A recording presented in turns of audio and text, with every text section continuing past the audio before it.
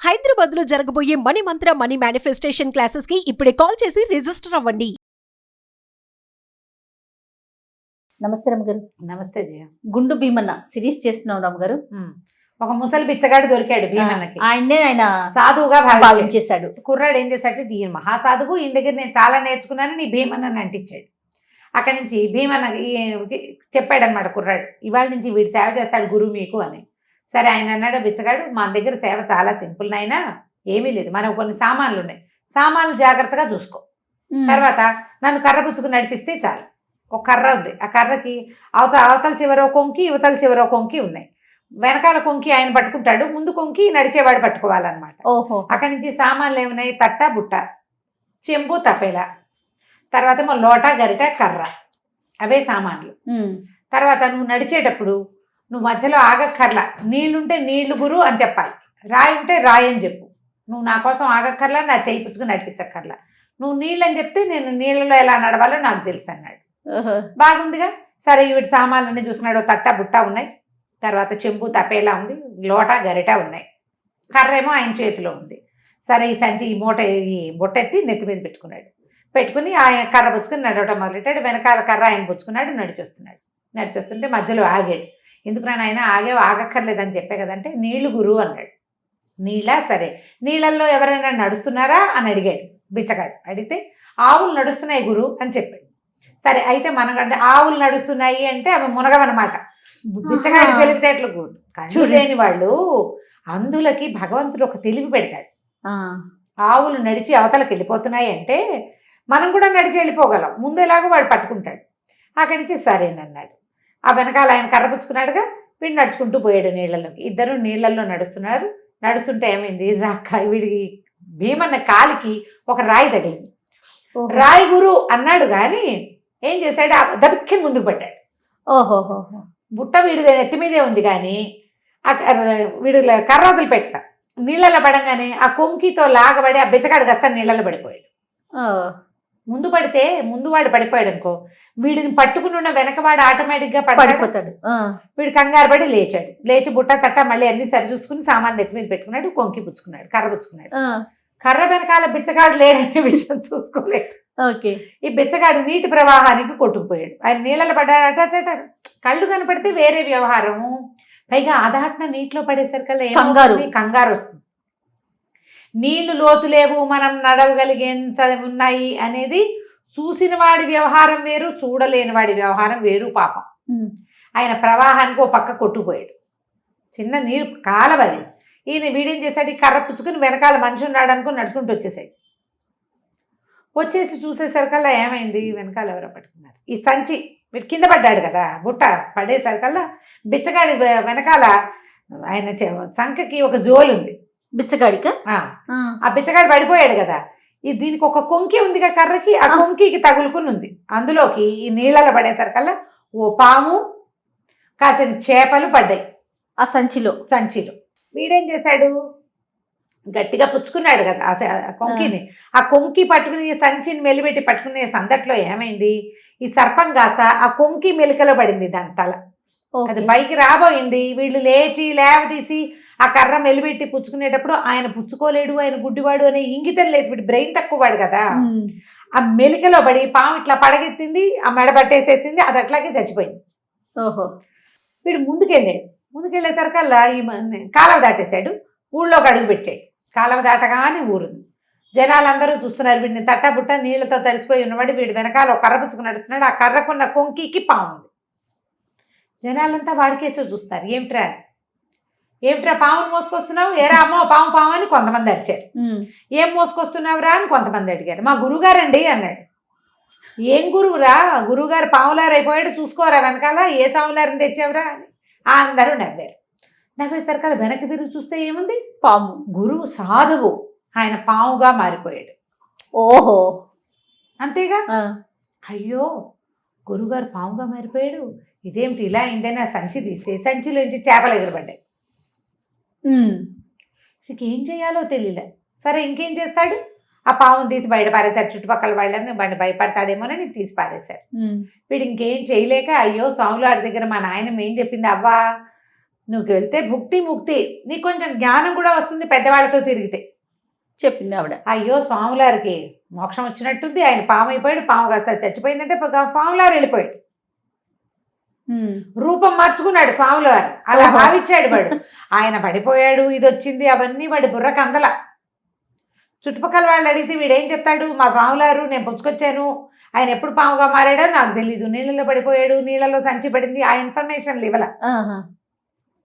సరే అక్కడి నుంచి ఇక ఏం చేస్తాడు, తన ఊరు వైపు నడవటం మొదలుపెట్టేసరికల్లా కొంత దూరం వెళ్ళేసరికి కాలం ఒడ్డున ఈ కాలంలో పడిపోయాడే సన్యాసి, ఇది గుడిపిచ్చగాడు, ఆ ముందుకు వెళ్ళాక రేవు దొరికి ఆయన లేచి ఇచ్చి రేవులో కూర్చున్నాడు. గట్టివాడు గట్టివాడు రేవులో కూర్చుని అడుక్కుంటున్నాడు. ఆ పిచ్చగాడిని చూసేసరికి వీడికి ఒక ఉత్సాహం వచ్చింది.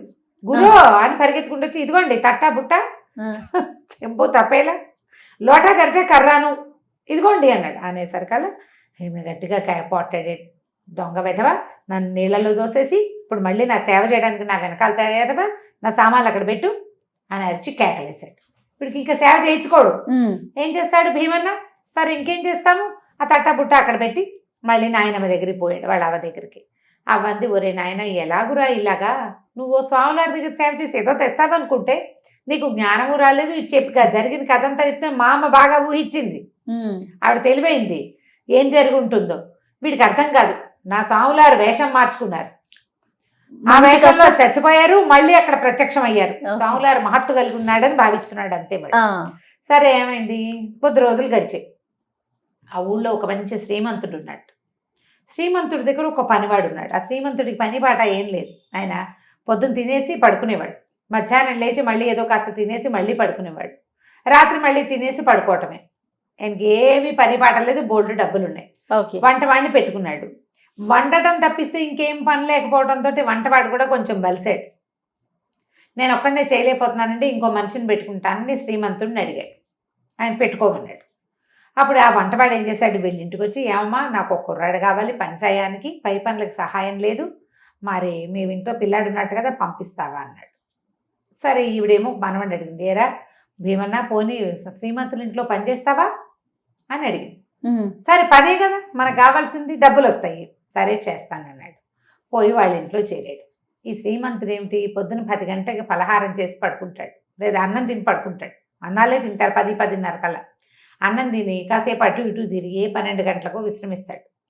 3:30-4 గంటలకు లేచి నా పలహారం ఎక్కడరా అంటాడు మళ్ళీ. అంటే ఇతను ఏం చేస్తాడు, ఏదో పట్టుకొస్తాడు తినడానికి, ఆయన అవి తినేసి మళ్ళీ కాసేపు పడుకుంటాడు. 3ంటికి ఆకలేస్తుంది అనమాట. కొంతమంది ఉంటారు ఇట్లా తిని పడుకునేవాళ్ళు, తిని పడుకోవటం అంటారు దాన్నే. అయితే లేచాక నా పలహారం ఎక్కడని మళ్ళీ ఎరిసి, మీరు తిన్నారయ్య గారు, ఇదిగోండి మీ పళ్ళెము, ఇదిగో మీ మూతి చూసుకోండి, తిన్నది మూతి కడుక్కోకుండా పడుకున్నారని చూపించేవాడు. కొన్ని రోజులు ఇలా గడిచాక వీడికి ఏమనిపించింది, వంటవాడికి పలహారం చేసే పని ఎందుకు, ఎంగిలి పళ్ళాలు చూస్తే వాడే నోరు మూసి పడుకుంటాడు, నిద్రపత్తులో ఉంటాడు అని భావించి ఎంగిలి పళ్ళాలు సిద్ధం చేసి ఆయన మూతికి కాస్త ఏదైనా ఆ రోజు చేసిన పదార్థం పూసేసి ఇదిగో మీరు తిన్నారు అని చూపించేవాడు. కొద్ది రోజులు ఇలా అలవాటు అయ్యింది వాడికి. ఆయనకి ఆకలి కాదు, ఆ వేళకి లేచి ఏదైనా తినాలని ఒక పాయింట్, పైగా వెంటనే నిద్రపోతాడు.